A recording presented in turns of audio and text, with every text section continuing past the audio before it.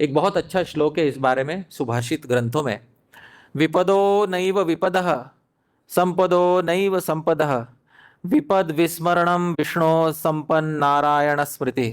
बहुत अच्छा श्लोक है। विपदो नैव विपदः, इस संसार में जो विपदाएं हैं वो विपदा नहीं है।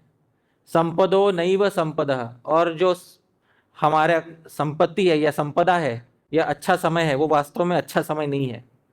तो दुख वास्तव में दुख नहीं है, सुख वास्तव में सुख नहीं है। विपद विस्मरणम विष्णु, असली दुख इस संसार में भगवान को भूल जाना है। संपन्न नारायण स्मृति, और असली सुख भगवान को याद करना है। ये बात है। बहुत अच्छा श्लोक है। हमारे संस्कृत के गुरुजी ने हमको बचपन में सुभाषित सिखाया था। विपदो नैव विपदः संपदो नैव संपदः विपद विस्मरणम विष्णु संपन्न नारायण स्मृति। बहुत अच्छा श्लोक है। ये बात जाननी चाहिए हमें। मैं बोलूं ऐसा क्यों है?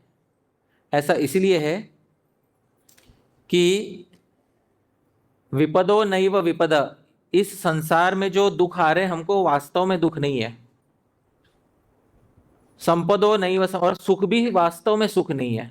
सुख वास्तव में सुख क्यों नहीं है? क्योंकि सुख बदल जाता है। किस में बदल जाता है? दुख में। इसलिए वो तो सुख है ही नहीं। और दुख भी वास्तव में दुख नहीं है। क्यों नहीं है?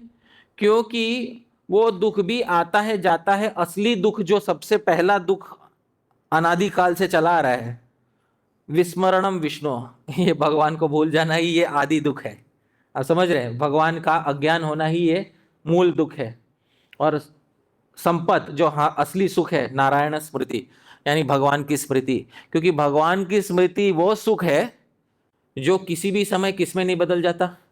दुख में नहीं बदलता।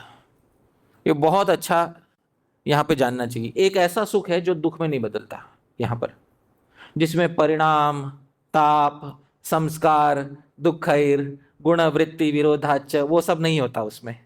भगवान के श्रवण कीर्तन स्मरण इत्यादि में जो सुख होता है, भले ही आप लोग बोलो अरे वो तो, कोई बोले बहुत तो बहुत ही कम है, सांसारिक सुख के सामने बहुत ही थोड़ा है, ऐसा कोई बोल सकता है। चलो मान लो नया कोई भक्त ऐसा बोले भी, लेकिन वो जो थोड़ा भी आप पा रहे हो उस सुख में वो परिणाम नहीं होता, वो ताप नहीं होता, वो संस्कार दुख नहीं होता।